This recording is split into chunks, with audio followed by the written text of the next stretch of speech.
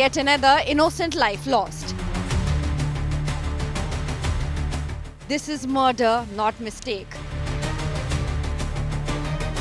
Bit of death kills Delhi man. No lessons learned from Noida. System has failed us once again. Justice for Kamal, India Today campaign.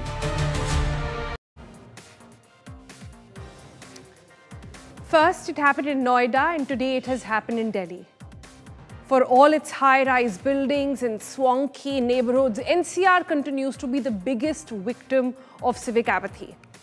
Citizens like you and me, we pay our taxes, lakhs and crores in taxes. But what do we get in return? We get open pits, we get uncovered roads, and we get death traps. Just weeks ago, 27-year-old Yuvraj became a victim of the killer system when his car fell into the water-filled pit in Noida. And now, it seems like history has repeated itself. In Delhi's Janakpuri, 25-year-old Kamal lost his life after his bike fell into a deep open pit, which was unattended and not covered. Two young men, two different locations, one city, the same negligence. That will remain the top focus for us here on 5 Live. I'm Sonal Mehrotra Kapoor. Another day, another life lost, and another classic case of civic apathy and criminal negligence. In West Delhi's Janakpuri, a 25-year-old man, Kamal, lost his life after a bike fell into an open pit, which was dug up by the Delhi Jal Board. He was returning home late at night. His family searched through the night from one police station to the other, desperately trying to trace him. It was only in the morning that his body was found inside that pit with his motorcycle. The family has alleged gross negligence. They say the pit was left uncovered. There was no proper barricading. Authorities claim safety norms were followed, according to them. Then why has this high-level probe been ordered? Why have 3 low-level engineers, as is always the case, been suspended? Why the government is promising action very soon? This is not just about one pit, as we continuously bring to you here on the program. This is about who is responsible for the safety of you and me once we are on the roads of the national capital region. Take a look at this report for more details.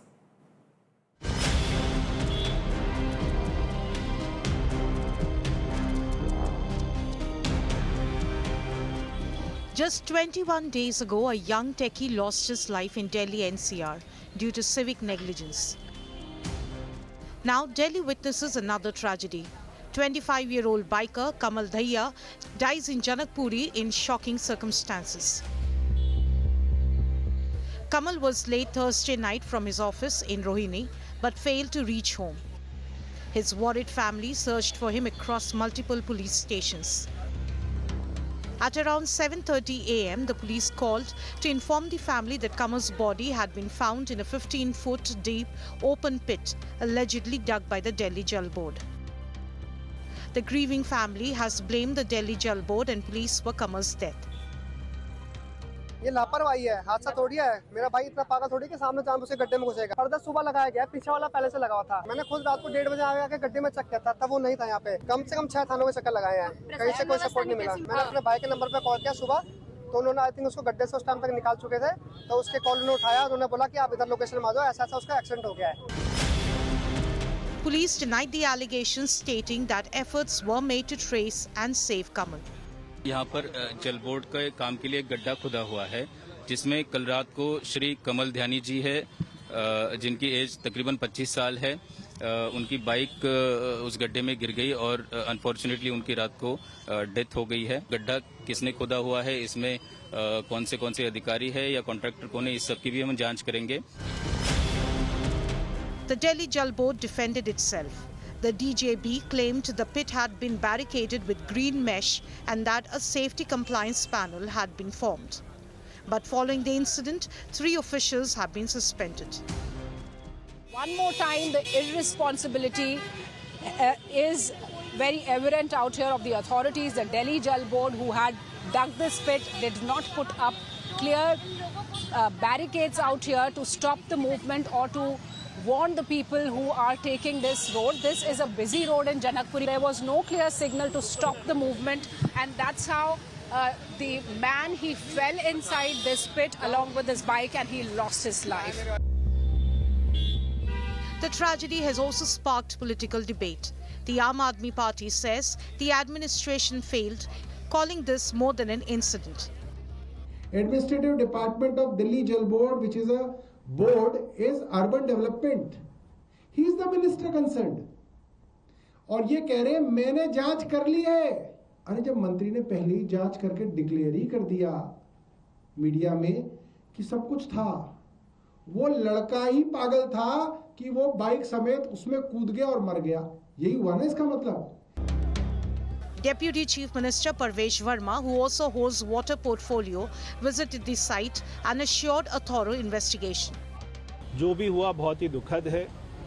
हम जल board के यहाँ के जो अधिकारी हैं, JEE हैं, XEN हैं, एई हैं, वो तीनों को सस्पेंड कर रहे हैं. जो कंपनी यहाँ पे काम कर रही थी, हम वो कंपनी के ऊपर में भी कड़ी से कड़ी कार्रवाई करेंगे. Kamal Dhaiya's death is troubling at many levels. What caused his death? Was the pit barricaded at all? Why did police fail to reach him despite getting a rough location based on phone tracking? And does the administration put any value on human life at all? With Shivani Sharma, Bureau Report, India Today. And the tragedy in Delhi's Janakpuri raises some serious questions. Something which the Delhi Jal Board and the government have to answer. Let's bring out those questions for you. First up, since when was the pit really dug up?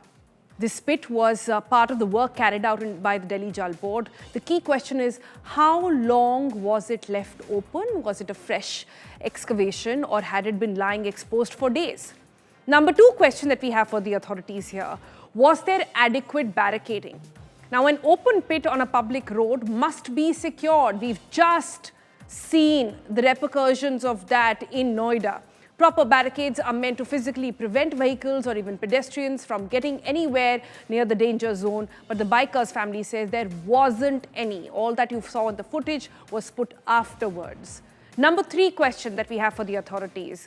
Were there any warning signs in place? For example, even before the barricades, commuters must be warned. There must be clear signage, alerts and drive for all those driving around those lines, or even walking, even diversions or stop signs, something which highlights and puts out a warning of sorts out on the board. Was that kept there? Was it not? We are not seeing any in the pictures, but we need to get those answers. Number four, the question there. Were reflective markers installed? At night, visibility is critical. Reflective markers or lights are standard safety measured at these excavation sites. Without them, an open pit can remain invisible until it's too late, especially after what happened in this case. And then finally, the big question. Was any police personnel present in the area? Regular night patrols are meant to flag hazards, manage traffic, prevent accidents. The absence of police presence actually raises questions about monitoring and about how quickly help arrives after the mishap.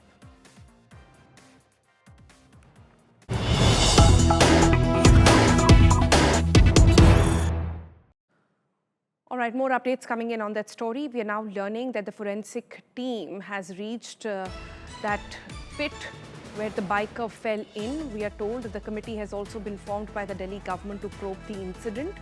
So far, what we do know is that 3 DJB officials have been suspended, so the responsibility has been fixed on the Delhi Jal Board, which was doing some work in the area. They should be responsible for barricading, ensuring that there are enough markers, ensuring that people around are safe. That clearly did not happen, but we all know that suspending junior level officers doesn't really solve any purpose. So what exactly is happening? Shivani joins us for more on this.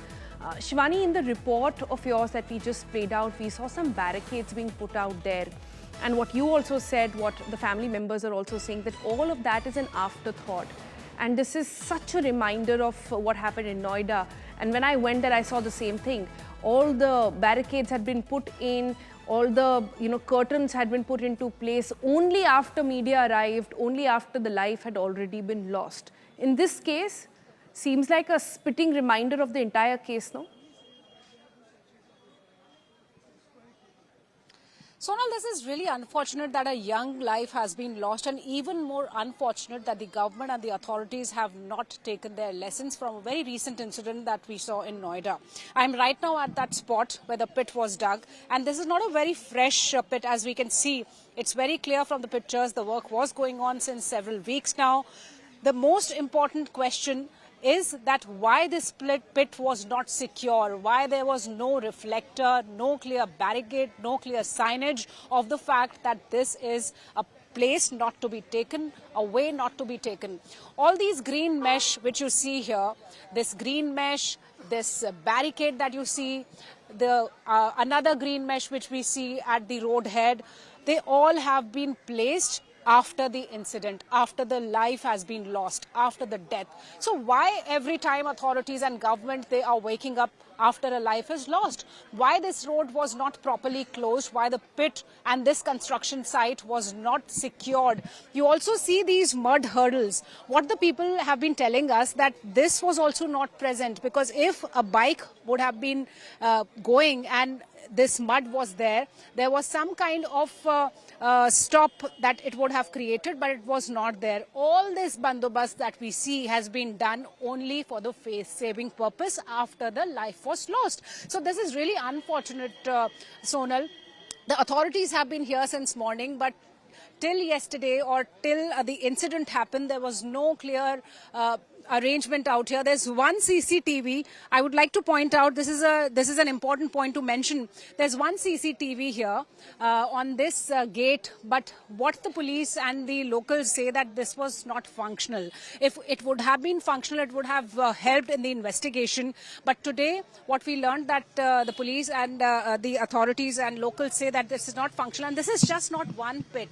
There are several such pits and construction sites across Janakpuri, Sonal, which have been open since months. That's what the local residents have been saying. They have been taking this to the authorities. They've been facing problem. They have been troubled because, this side of the road has been closed, no movement, yet it has not been secured by proper barricades. The other side of the road, which has now been closed, was open from both the sides. That means the traffic was forced to move from both the sides. The two-way traffic was on. So not only the barricades were not placed, the SOPs were not followed, but the family who was looking for their loved one, Kamal, through the night was not helped or not dealt with properly.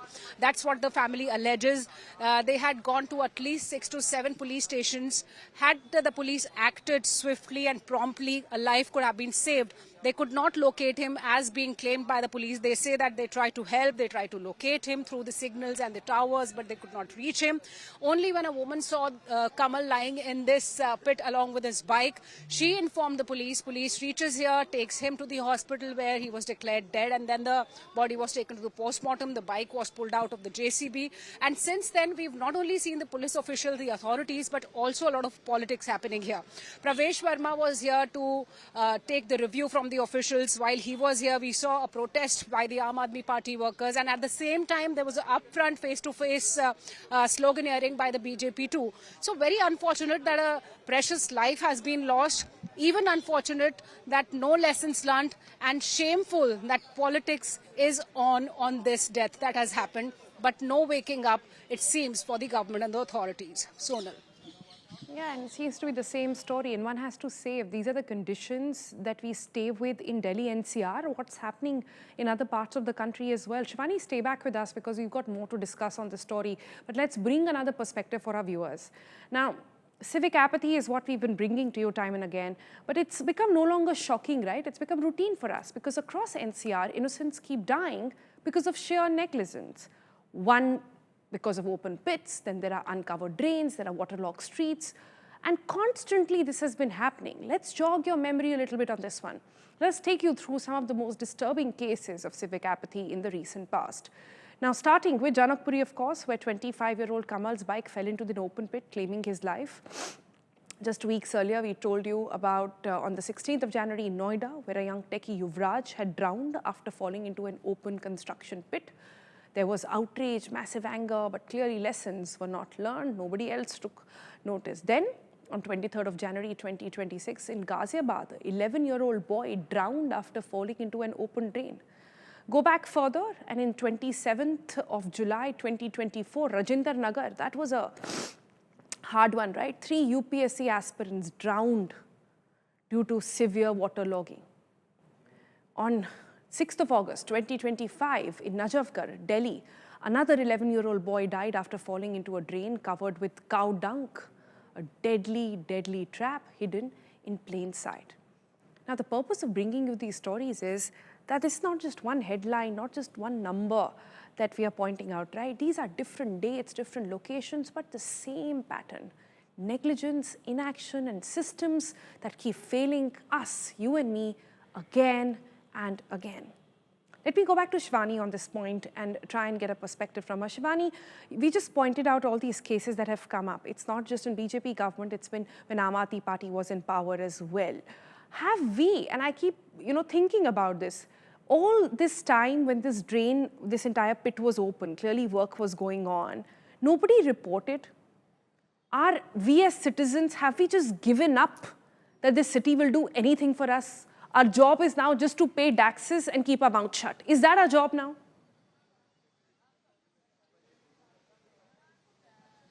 Sonal, in the beginning of this report, you were asking several questions, and I was listening very carefully, and I was, since morning I was here and I was speaking to a number of local residents. So compliance on none of those questions has been done. No barricades, the timelines for that matter. What should be the timeline for a construction work on a major city road? This has been dug for several weeks. Many other pits have been open since months. So what should be the timeline? And it's not that it was not reported. It has been reported and taken up with the authorities by the local residents who've been facing issues and troubles in their movement. They've been facing problem every day. They are struggling because of these open pits and so many other issues that should be dealt with more properly and attentively by the authorities. But the authorities fail to listen to these people. They fail to act. They are blaming each other. Now when a death has happened, the death has occurred, the authorities, the ministries, they are saying that proper action will be taken against the people who are responsible. But the question is why the SOPs were not followed, why the timelines are stretched so long, why every time an incident happens and then the authorities come into action, why there was no police at this location when the construction was going on of this measure, why there was no signage and reflector. So there are so many questions which you've been also asking, we've been asking, but no compliance has been done. Every time such an incident happens, there are questions, and the authorities come and they say that we will take action. But why this happens Do at more, all? Shivani. That is a bigger question. Authorities have to do more than suspend some 3 junior officers. They have to do more. I think as citizens, we have to ask more. We have to expect more. Certainly. And we have to outrage more. In instances like these, we've got to raise a voice. Otherwise, this just goes on. I think sab chal raha hai. There's this very viral meme, no, online. Kaisa hai? Sab chal raha hai. I think in India, that's what it's become. Everything bas chal raha hai. You can't do that anymore. You've got to report. You've got to expect more out of our politicians and more out of our system. At the end of the day, you and I are paying that hard taxpayers' money and getting this open pits as death traps in return. We leave it there for the moment, Shivani. Thanks so much for joining us with your perspective. But if you thought it was just the National Capital Region, think again, because let's bring you these visuals. This is what was happening in Lucknow. Another shocking negligence of how, in broad daylight, things go on in our country. Now, this is the Para area. A horse and a carriage fell into an open drain, left uncovered and unattended. The incident took place just yesterday afternoon. Look at the way that animal is being pulled out and how he's really struggling to get out of the situation. It was a local resident who rushed in first, launched rescue efforts of their own, and then look at the struggle of bringing the horse out as well. Now, in this case, whether you are an animal, you're a human being, doesn't matter. Look at the condition of that horse, just not being able to get out. These are open traps, death traps happening all over. Delhi NCR is not the only one. It's happening in Lucknow, in UP, and I'm sure in all our neighborhoods as well. It's a matter of where, who falls in, where the news comes from, and there you go. Some little resignation here and there, transfer here and there, and we are back to business. That's what life has become all about.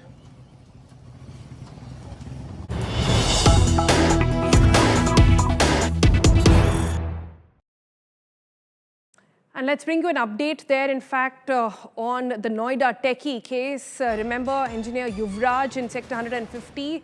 Now, in a decision by Allahabad High Court, the court has now accepted the habeas corpus petition and the court has ordered immediate release of the builder, Abhay Kumar. The builder was released late night, that is last night, following the order. Abhay Kumar is the owner of the MZ Wistown Builders, the one who were held responsible for not having covered that pit. The High Court stated that the Noida police did not follow the necessary Supreme Court guidelines during the arrest, and now all three of them who had been arrested in the Yuvraj case have been released from jail. Earlier, remember, 2 employees of Lotus Builders were also arrested and released by the CGM court. Now the High Court has accepted the plea and the petition and ordered the release of the builder Abhay Kumar as well. Shrishti Ojha joins us for more updates on this story. Shrishti, what exactly happened? So much outrage over what these guys did, not following the norms. They got arrested and there you go. Not even a month, weeks later, they're out. Well, Sonal, the builder in this case, Abhay Kumar, had moved the Allahabad High Court seeking directions for his release. Now, his case was that his custody and his arrests were completely illegal. So he sought a declaration from the High Court to declare that his arrest, detention, remand was illegal because the required norms and guidelines were not followed by the Noida police. Now, the Allahabad High Court did, in fact, allow his habeas corpus petition yesterday and ordered his release. However, it's important to point out here that the release was ordered on a technicality, a legality, stating that arrest by the Noida police was carried out in violation of certain norms, which are also laid down by a High Court order earlier. The court has clearly stated that the facts of this particular case are covered by High Court's earlier judgment, since arrest of the accused in this case was made in violation of clause 13 of memo of arrest. There are certain requirements under that clause that need to be fulfilled by the police as far as arrest and preparing a memo of arrest is concerned. According to the court, the same was not done. Considering this, the court directed him to be released forthwith, post which we have seen that he was in fact released. Very important to note, however, is that a legality, a technicality, a lack of following the proper guidelines as with regard to the arrest and memo of arrest is something that has led to his release in this case. Back to you. Okay. Thanks, Shrishti, for joining us with the very latest on that. So there you go. Even if you do outrage, even if you question the authority, the Noida chief there, he was also the Noida authority head, he was also replaced, people were arrested, and there you go. Weeks later, the minute media light is off, they're out. They're out on bail. India is on high alert again, not because of human cases, but because of bird flu that is spreading amongst animals.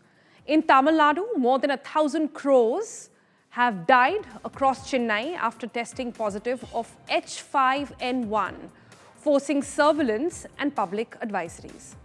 In Kerala, repeated poultry outbreaks led to mass culling from infections that detected in farms across districts. And yet, India has reported so far 0 confirmed human cases. That is this year, in 2026 so far. But what exactly is bird flu and how worried should you be? Should you not be, taking chicken? Should you be protecting your pets as it can jump to them? All those answers in this explainer. First up, let's try and understand what exactly is bird flu. Now, bird flu is an avian influenza, H5N1. It's highly pathogenic influenza virus that mainly infects birds. It spreads fast amongst chickens, ducks, migratory birds, and can wipe out entire flock. Occasionally, it jumps to mammals as well, including humans, which is why every outbreak triggers a global monitoring. But how exactly does it spread? Let's cut to that. Now, amongst birds, it spreads through saliva, mucus, feces, and also contaminated water or feed. Wild migratory birds carry it silently across regions, and once it enters a poultry farm, that's where the trouble begins. Close contact and shared spaces allow it to move rapidly, and it can spread through poultry. That's right, it can spread through poultry. Poultry like chicken, ducks, highly vulnerable, and outbreaks spread quickly through them. So what should you do? Should you not be consuming meat and eggs? Should you consume them? Well, so far it seems like that if the meat and chicken are properly cooked, then health agencies say that well-cooked chicken and fully cooked eggs are safe because the heat destroys the virus. That means you can't have eggs which are not fully boiled. A runny yolk will not work. You have to ensure that you have a fully cooked egg or chicken. What should you look for if you're consuming meat and eggs? Well, that's an important one. There, you should avoid anything raw or undercooked meat. Cook chicken until there is no pink flesh and juices run clear. Eggs should be fully cooked as well with firm yolks, not runny like I said. Also buy poultry from regulated sources. Also wash your hands and kitchen services, all the kitchen surfaces over there after handling raw meat, and never consume birds found dead or sick. In fact, if you find one on the road, don't even touch it. It can spread through that as well. But what about our pets? Yes, mostly through cats, it can spread. Pets can be infected if they eat infected birds or come into contact with contaminated environments. That even means if you have some droppings and your pet is sniffing around, it can spread through that. It mostly spreads in cats, but dogs appear to have much lower risk. Experts say that keep your pets away from dead birds, avoid feeding them any raw poultry as well during these outbreaks. Also, if they've gone out, quickly give them a wipe and ensure that their paws, etc. are clean once they enter the house. But the big question, can it spread to humans? Now, human infection is rare and usually happens after close, prolonged exposure to infected birds or contaminated environments, but that does not mean that these cases are unknown. While human-to-human transmission is rare, it is not completely unknown. Limited family clusters were reported in Thailand in 2004, where transmission likely happened during prolonged bedside care of an infected child. Similar rare clusters were investigated later, but the spread was stopped quickly, and there has never been sustained human transmission anywhere in the world, which means that this is not a community outbreak. But despite that, what are the symptoms you should watch out for? There is high fever, cough and sore throat, severe fatigue, body ache, sometimes redness in the eye as well. In a serious case, it can progress rapidly to pneumonia and breathing difficulty. Anyone with flu-like symptoms, right, after exposure to birds should seek medical care immediately. WHO recommended precautions. What are they? Let's tell you about that. Avoid touching sick or dead birds. Report unusual bird deaths to authorities. Wash your hands often. Use gloves, masks, eye protection if handling any kind of poultry. Cook poultry and eggs thoroughly, like we said. Avoid raw milk or raw animal products as well. Stay away from outbreak zones, of course, if possible. So what's the bottom line? Now, India is seeing an active H5N1 activity in animals, with crows deaths in Tamil Nadu and poultry outbreaks in Kerala, but no confirmed human cases in 2026 so far. For most people, the risk remains low, but awareness and basic hygiene, that is your biggest protection.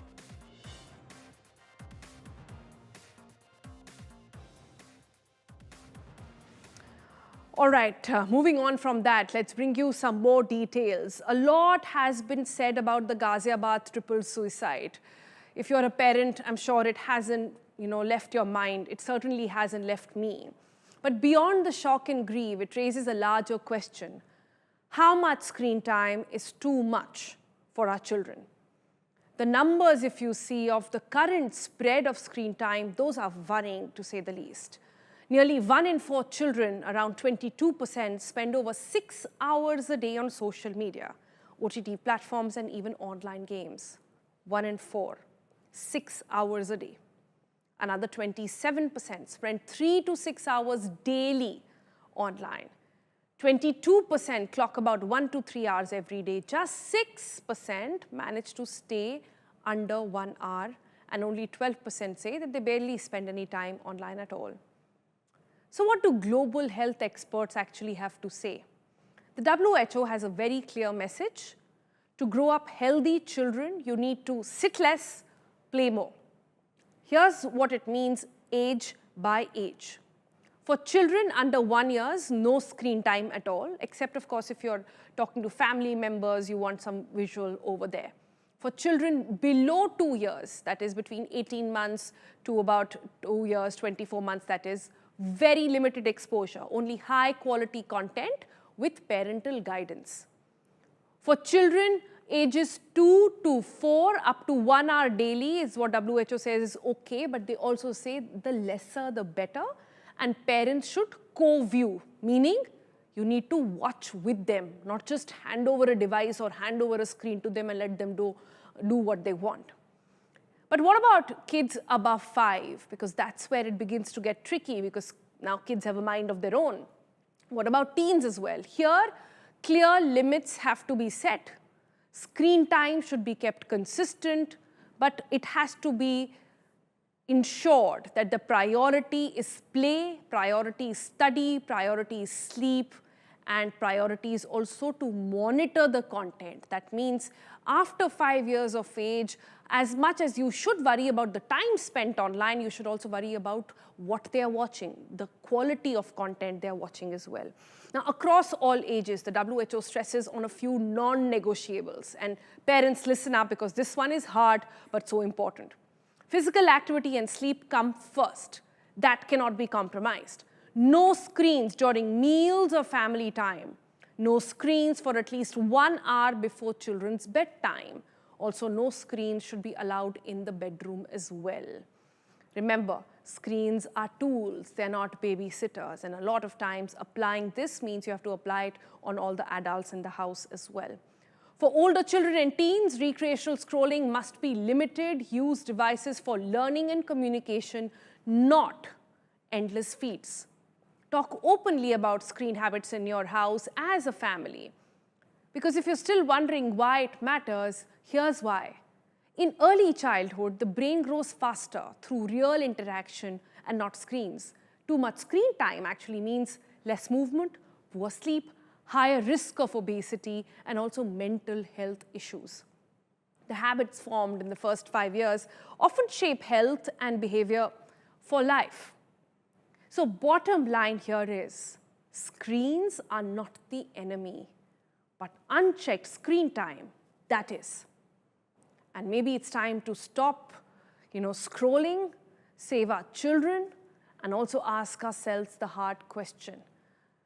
Are we putting our children through so much of online time that we have stopped being present ourselves for our kids?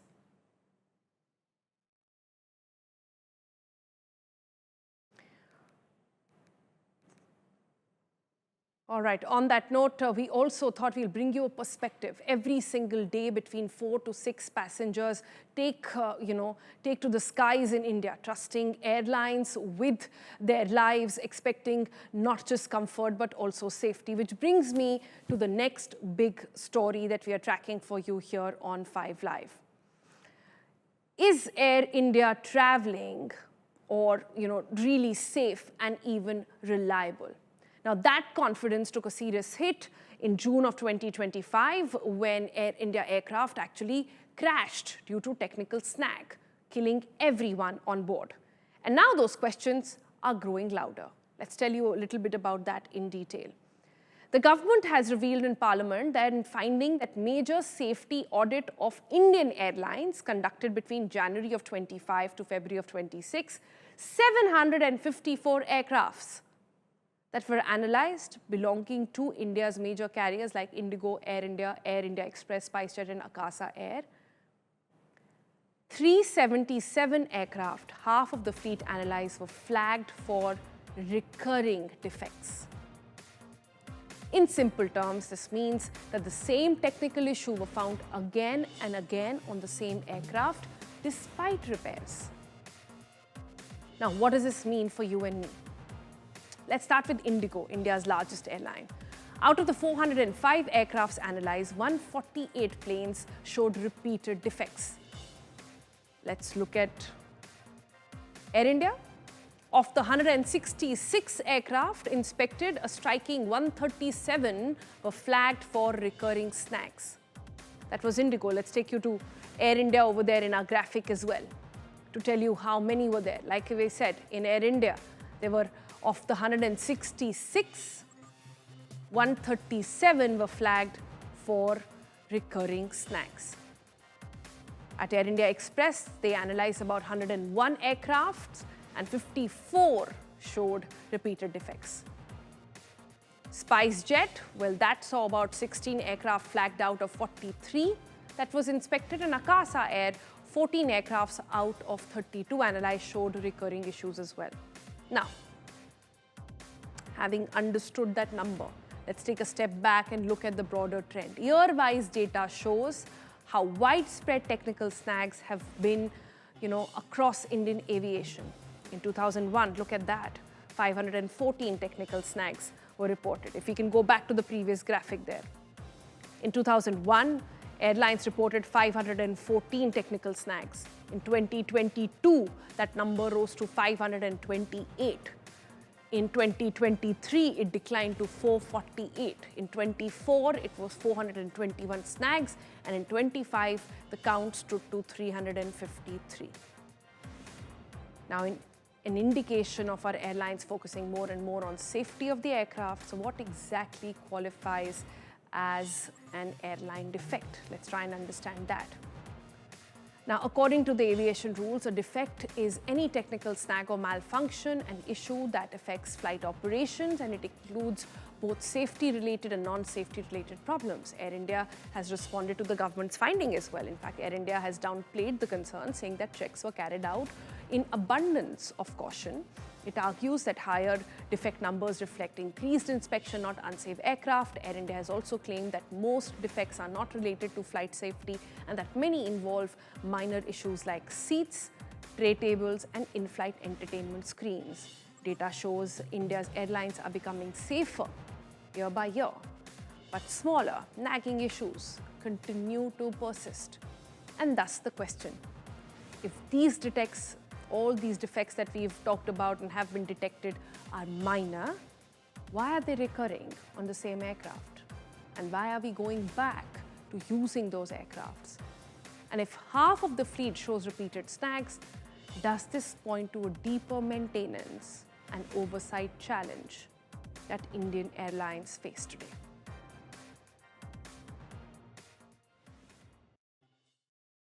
All right, moving on. Let's bring you some more news, this time on air pollution. We've constantly been telling you that politicians in this country don't care about air pollution, but today let's try and understand why is that the case. It is not a secret that Delhi is home and Delhi is host. Delhi is also the capital of pollution in the world. Every winter, AQI breaches the breathable limits. The same happened last year as well. And yet the entire winter session of Parliament, air pollution was not discussed even for a minute. But guess what? Why did they not discuss this? Because our parliamentarians already have clean air. What am I talking about? Look at this data that has come out. The Central Public Works Department procured 405 air purifiers for government offices and institutions between 2020 and 2025. The Lok Sabha was informed about that as well. 405 air purifiers for government offices. Air purifiers were supplied to government offices, VVIP lounges, chambers, dining halls of judges, registrars of Supreme Court, all of them. Devices were also installed in courtrooms, offices linked to the Apex Code. And according to the reply, air purifiers were also additionally provided to the offices of ministers. ministries located at Nirman Bhavan, Seva Bhavan, Vigyan Bhavan, as well as key institution spaces like the Constitution Club of India. Both Lok Sabha and Rajya Sabha secretariats received air purifiers along with CPWD offices in Jodhpur and Varanasi. The data shows a steady rise in that procurement as well. Just 24 air purifiers were procured in 21-22, increased to 81 in 22-23, increased to 144 in 23-24. The highest number, 156 air purifiers, were procured in the current financial year of 24, which was, the last one of 24-25. So what does this story tell you? That when we keep saying that why do our politicians not care about it? Because they're too privileged to care about it. They have air purifiers, they have HEPA filters. They are in air-conditioned cars which are screening off PM 2.5. They don't have to sit in traffic. They have VIP lines that take them through. They sit in parliament where HEPA filters are there. They go to their houses and their cabins and their offices where air purifiers have been put by your and my taxpayers' money. But we will not get a fix for air purifiers. We will not get a fix for pollution. I don't know when that will actually happen. But Piyush, my colleague, has been tracking the story and joins us for more on this. Piyush, not surprised at all that this is happening, but is this an issue? The parliament session is still going on. I'm just really amazed that there is actually one MP I can think of who constantly raises this issue in parliament. But apart from that, the government just not willing to address the issue. They just don't care because their homes and offices are okay.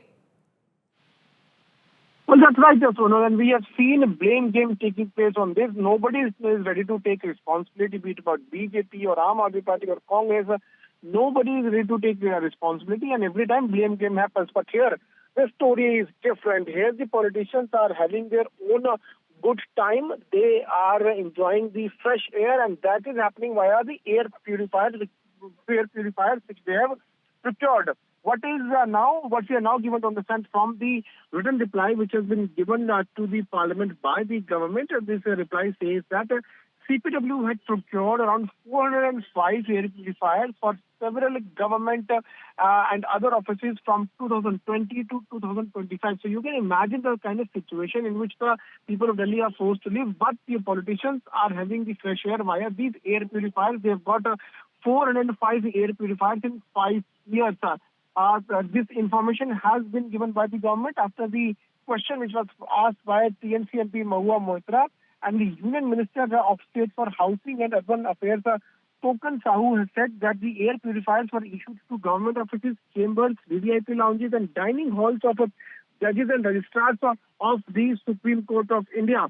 The devices were also installed in courtrooms and offices associated with the Apex Court. Besides the air purifiers, the other things were also provided to the offices of ministries at Nirman Bhavan, Seva Bhavan, Vigyan Bhavan and key institutional locations such as Constitution Club of India. So you can imagine that at one side, people are forced to inhale the toxic air, but on the other side, politicians, judges and other officials, they are enjoying the fresh air, and for that, they've also ordered air purifiers. Around 405 air purifiers have been procured in the last, in 5 years from 2020 to 2025. This shows the kind of mindset our politicians have.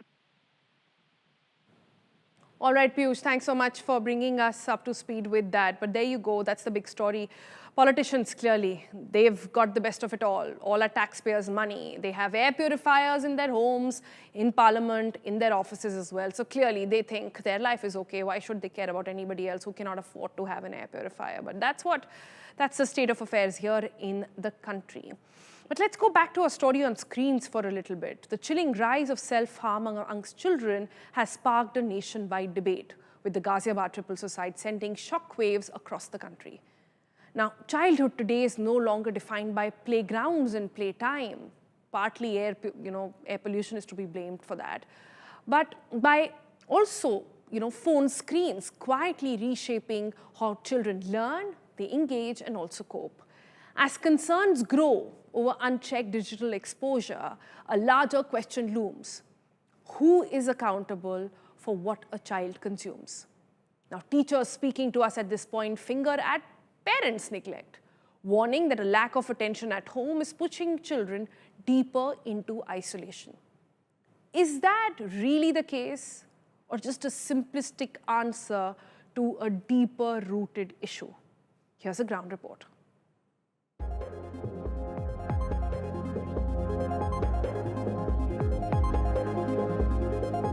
Take a look at how and what do the teachers have to say in terms of how are they dealing with the presence of social media in the lives of these young minds.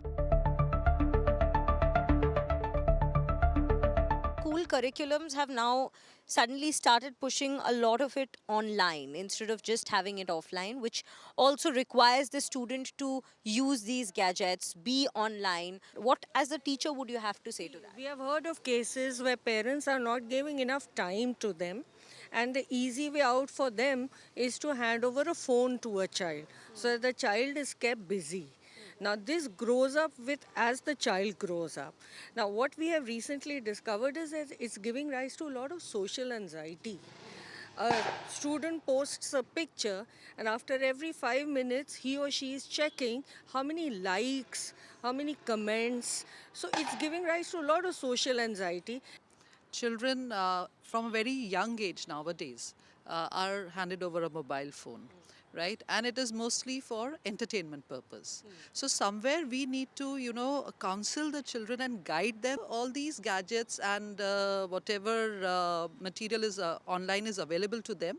So somewhere we have to guide them that as parents that what is age appropriate and what content they can watch and how they can make that make use of the technology instead of getting swayed by the social media. I keep telling my son that you have to use it to your advantage, and I do not prohibit him from using a phone or a computer, but then I do counsel him regularly that he has to use it to his advantage. Parents should also encourage their children to step out, go out, play, look for other engagements. Maybe earlier on we used to have nuclear families, so there were grandparents there. So there are cousins were there, joint families also. So I think that is also a problem that joint families have given way to nuclear.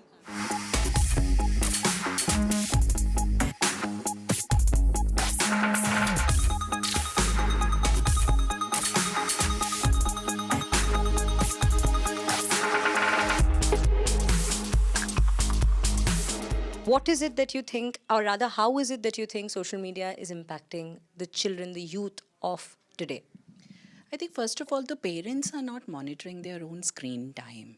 When I've seen so many kids coming and complaining it to me, ma'am, whenever we go, reach out to our parents, they are busy with their own work, either laptop or something else. So we feel very isolated. Kids, after feeling very disheartened कि नहीं parents सुन रहे हैं, तो वो then they look for answers on social media.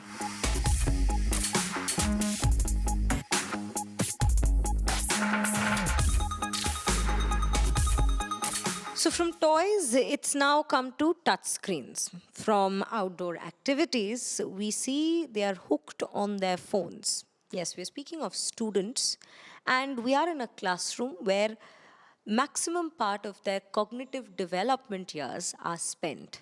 What seems to have creeped into the journey of those students in their early developing years is a constant need of instant gratification. And that is what has indeed become worrisome. And that was the very journey and the contrast in perspectives that we were trying to bring to you in this very report on our channel. And with the video journalist Anil Kumar Jaiswal, this is Shriya Kundu for India Today.